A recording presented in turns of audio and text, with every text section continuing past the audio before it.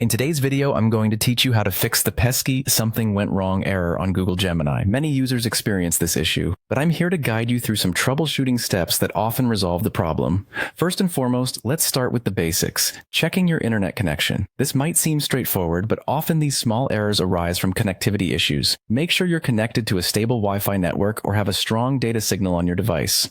Sometimes, a quick restart of your router can also stabilize a shaky connection. Next, open your browser. Once you've got that covered, we need to delve into the browser settings. Access these settings, usually found in the upper right corner of your browser window.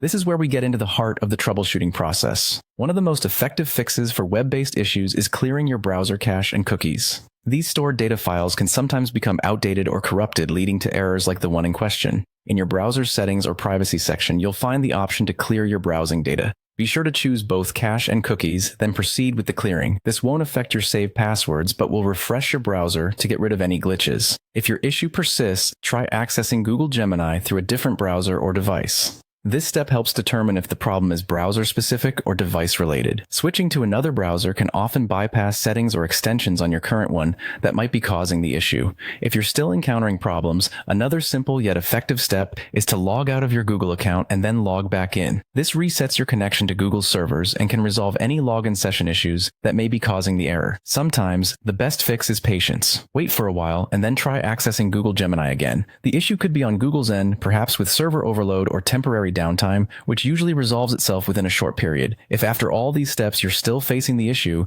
it's time to report it to Google support. Letting them know gives their tech team the information needed to investigate further and potentially resolve any underlying systemic issues. By following these straightforward yet effective steps, you increase your chances of restoring full functionality to your Google Gemini experience. Keep this guide handy for future reference, and hopefully it'll save you some frustration. Thanks for watching, and good luck with your troubleshooting.